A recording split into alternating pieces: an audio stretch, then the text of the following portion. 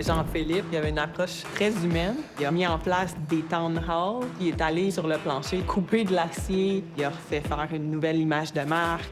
Souvent, il y a une espèce de barrière entre les gens de bureau puis les gens de plancher. J'ai décidé d'essayer de faire tomber ces tabous-là de l'entrepreneur en sous dans sa tour d'ivoire. C'est pas ça ici, là.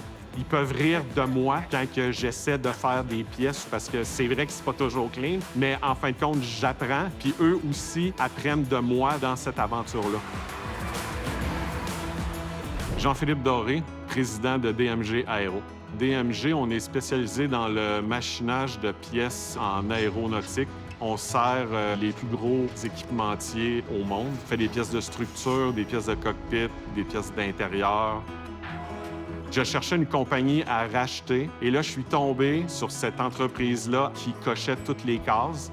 Il a été capable de convaincre le courtier qui avait été mis en place par les vendeurs, alors que ceux-ci avaient été approchés par plusieurs autres. Il y avait des faits accomplis, il y avait des actions qu'il a prises. Il est déjà allé chercher sa nouvelle acquisition, le marché militaire, le marché spatial, en plus de l'aérospatial. Puis l'intégration, c'est de nouveaux talents. Je reprenais cette business-là pour construire un deuxième étage. Puis quand je parle de bâtir un deuxième étage, c'est de grossir tout en conservant l'ADN de la boîte. Il faut que les gens soient fiers de ce qu'ils font. On est dans un secteur porteur, donc j'ai décidé de refaire un petit peu l'identité. Il y a eu des polos, t-shirts, des chemises de travail et tout ça. Donc ça vient un peu renforcer ce principe d'appartenance-là. Il y a un des propriétaires qui voulait rester avec moi et m'accompagner sur plusieurs années. Ça, je trouvais intéressant là, de faire le mix entre la nouvelle garde, l'ancienne garde, puis de faire la passation des compétences. Silvio, c'est quelqu'un qui m'aide à comprendre le volet technique.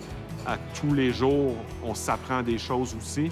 La seule façon d'acquérir ces compétences-là, réellement, c'est de l'apprendre du cédant. Je trouvais que c'est une belle collaboration. Jean-Philippe avait parti une entreprise avec son frère déjà.